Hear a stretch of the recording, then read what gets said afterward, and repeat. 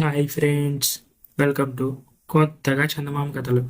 ఇప్పుడు మనం మోసగాళ్ళు అనే కథ చెప్పుకుందాం.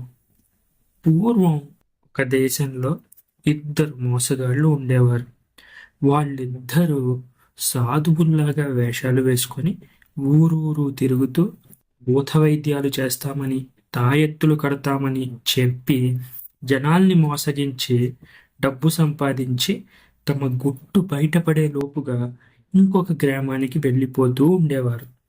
పెద్దవాడు గురువునని చెప్పుకునేవాడు, చిన్నవాడు శిష్యుణ్ణని చెప్పుకునేవాడు. ఈ దొంగ సాధువులు ప్రజలను మోసగించేవాళ్ళు కనుక వాళ్ళు ఇవాళ ఉన్న ఊళ్ళో రేపు ఉండకుండా, ఈ నెల ఉన్న దేశంలో వచ్చే నెల ఉండకుండా సంచారం చేస్తూ వచ్చారు. కానీ వాళ్ళ అపఖ్యాతి మాత్రం వాళ్ళను తరుముకుంటూ రాసాగింది. గురు శిష్యులు ఒక ఊరు చేరేసరికి అక్కడ వారి మోసం ఎరిగిన వాడొకడు వాళ్ళకి తటస్థపడ్డాడు. ఆ మనిషి వాళ్ళని అటకాయించాడు. మీరు దొంగలు, పచ్చి మోసగాళ్ళు అని కేకలు పెట్టడం ప్రారంభించాడు. వెంటనే ఆ చుట్టుపక్కల ఉన్న 10 మంది అక్కడ పోగయ్యారు. వారందరికీ అనుమానం కలిగింది. వారిద్దరిని పట్టుకొని గట్టిగా తన్ని ఊరి నుంచి సాగనంపారు. ఇలా జరగ్గానే గురు శిష్యులిద్దరూ చెరొక దారిన పడిపోయారు. గురువుగారు చాలా రోజులు ప్రయాణం చేసి ఒక పెద్ద పట్టణం చేరుకున్నారు. అక్కడ ఒక సత్రం అరుగు మీద చేరి కళ్ళు మూసుకొని కొంతసేపు బకధ్యానం చేశాడు. ఈలోపుగా పనిలేని జనం చాలామంది అతని చుట్టూ చేరారు. కొంతసేపటికి సాధువు కళ్ళు తెరిచాడు. చుట్టూ చేరిన వాళ్ళను చూశాడు. వారందరినీ చిరునవ్వు నవ్వాడు. స్వామి, తమరెవరు? ఎక్కడి నుంచి వస్తున్నారు? అసలు తమ వద్ద ఏం మహిమలున్నాయి? మాకు చెప్తారా? మీ దగ్గర ఏమైనా మహిమలుంటే వాటిని మాకు ప్రదర్శించి చూపించగలరా అని వారు అడిగారు. మా చేత కానిదేమున్నది? ఇలా విభూతి మంత్రించి అలా ఇస్తే మీకు ఉన్న సమస్త వ్యాధులు పోతాయి. అలా ఒక్కసారి తాయెత్తు కడితే గ్రహపీడలన్నీ వెళ్ళిపోతాయి. అన్ని రకాల గాలి చేష్టలు కుదుర్చుతాము అన్నాడు సాధువు గడ్డం నిమురుకుంటూ. చుట్టూ చేరిన వారిలో కొందరు మంత్రించిన విభూతి తీసుకున్నారు. కొద్దిమంది తాయెత్తులు పుచ్చుకున్నారు. హరిద్వారంలో మఠం కట్టించడానికని చెప్పి సాధువు వారి వద్ద కొంత డబ్బు వసూలు చేశాడు. డబ్బు ఇవ్వాలనేసరికి తాయెత్తులు అడుగుదామనుకున్న వారు కొందరు అడగడం మానేశారు. సరిగ్గా అదే సమయంలో శిష్యుడు అక్కడికి వచ్చాడు. తన గురువును చూశాడు. వెంటనే వాడు మండిపడుతూ, మళ్ళీ ఇక్కడ దాపరించావా దొంగ సన్నాజాదువా అన్నాడు. తరువాత వాడు చుట్టూ చేరిన జనం కేసి తిరిగి, అయ్యా, మీరెవ్వరూ దయచేసి అతన్ని నమ్మకండి. వీడు వట్టి మోసగాడు.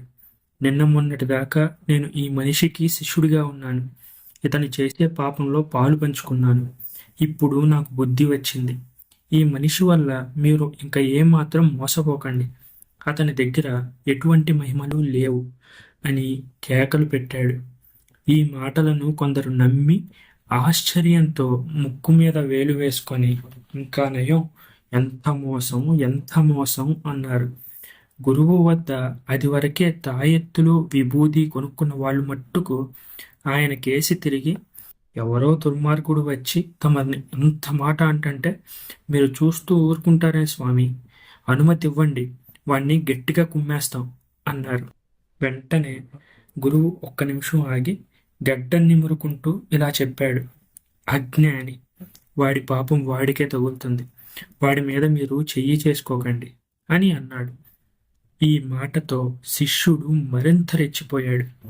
గురువు కేసి తిరిగి, ఆ మాట అనక ఇంకేముంటావు? నీ బతుకంతా నాకు తెలుసు.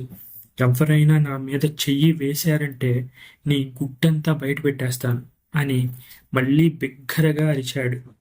గురువు నిజంగా మోసగాడే అయ్యుంటాడా అని అక్కడ చేరిన వారికి అనుమానం ఎక్కువగా సాగింది.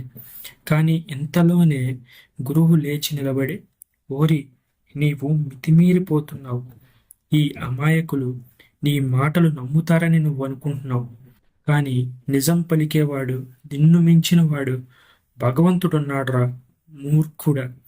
నేను దొంగనైతే ఇప్పటికిప్పుడు ఈ కప్పు విరిగి నా మీద కూలుగాక. నీ మాటలు అబద్ధం అయితే ఇదిగో నువ్వే అనుభవించు అంటూ తన కమండలంలో నుంచి కొన్ని నీళ్లు తీసి ఆ శిష్యుడి మీద చల్లాడు. మరుక్షణమే శిష్యుడు మొదలు నరికిన చెట్టులాగా కింద పడి కొద్దిసేపు గిలా గిలా గిలా గిలా కొట్టుకొని శరీరం కొయ్యబారి శవంలా అయిపోయాడు. చచ్చాడు చచ్చాడు అని ఆ చుట్టుపక్కల చేరిన వాళ్ళందరూ ఆహాకారాలు చేశారు. మరి మహిమగల వాళ్ళను నిందిస్తే ఆ పాపం ఊరికే పోతుందా, ప్రాణాల మీదకొస్తుంది అని కొందరన్నారు. సామాన్యపు సాధు అనుకొని నోటికల్లా వచ్చిందనుకొని వాగాడు వెధవ, ఇప్పుడు వాడి రోగం కుదిరింది అని అన్నారు మరికొందరు. స్వామి తెలియక నేరం చేశాడు, దయచేసి వాణ్ణి క్షమించండి అని అక్కడ చేరిన వారిలో కొంతమంది ఆ గురువుని ఎంతగానో బతిమలాడారు. ఆ గురువు కాసేపు ఆలోచించి, సరే మీ ముఖం చూసి నేను వాణ్ణి ఈసారికి క్షమిస్తాను అని తన జోలెలో నుంచి ఒక తాయెత్తు తీసి ఆ శిష్యుడి చేతికి కట్టాడు. ఒరే, నువ్వు ఇప్పుడు దాకా చేసిన పనులన్నిటికీ నిన్ను క్షమించేస్తున్నాను, ఇంకా లేవరా అన్నాడు. శిష్యుడు అప్పుడే నిద్ర లేచిన వాడిలాగా లేచి కూర్చొని చుట్టూ కంగారుగా చూశాడు. చివరికి గురువు కేసు చూసి ఏడుస్తూ ఆయన కాళ్ళ మీద పడ్డాడు. క్షమించండి స్వామి, తప్పు చేశాను. లేనిపోని కోపంతో మీ మీద నిందలు వేశాను. దయచేసి ఈ పాపిని క్షమించండి, ఇంకెప్పుడూ నన్ను శిక్షించకండి అని అన్నాడు. క్షమించాం పోరా, ఇక ఎప్పుడు మా సాధువుల జోలికి రాకు. వస్తే ఈసారి నీకు పడే శిక్ష వేరే రకంగా ఉంటుంది అన్నాడు గురువు. శిష్యుడు కళ్ళు తుడుచుకుంటూ లేచి ఎటో వెళ్ళిపోయాడు. తరువాత అక్కడ చేరిన వారందరూ గురువు దగ్గర తాయెత్తులు కొన్నారు. అంతేకాకుండా ఆయన అడిగిన దానికంటే ఎక్కువ డబ్బులు ఇచ్చారు. దీంతో ఆయన దగ్గర బోలెడంత డబ్బు పోగైంది. అప్పుడు గురువు ఆ పట్టణం నుంచి బయలుదేరి వెళ్ళి కొంత దూరంలో తన శిష్యుణ్ణి కలుసుకున్నాడు. తాను సంపాదించిన డబ్బులో సగం వాడికి ఇచ్చేశాడు. మళ్ళీ వాళ్ళిద్దరూ చీలి ఇంకో నగరానికి ప్రయాణమై అక్కడ కూడా ఇదే నాటకం ఆడడానికి బయలుదేరి వెళ్ళిపోయారు. ఎందుకంటే ఒకసారి ఆడిన నాటకం కదా, ఎన్నిసార్లైనా పనికొస్తుందని వారి నమ్మకం. ఈ కథ మీకు నచ్చినట్లయితే దీన్ని లైక్ చేయండి, మీ ఫ్రెండ్స్ అందరికీ షేర్ చేయండి. అలాగే మన ఛానల్ని సబ్స్క్రైబ్ చేసుకోవడం మాత్రం అస్సలు మర్చిపోకండి. Thank you friends, please subscribe and keep supporting.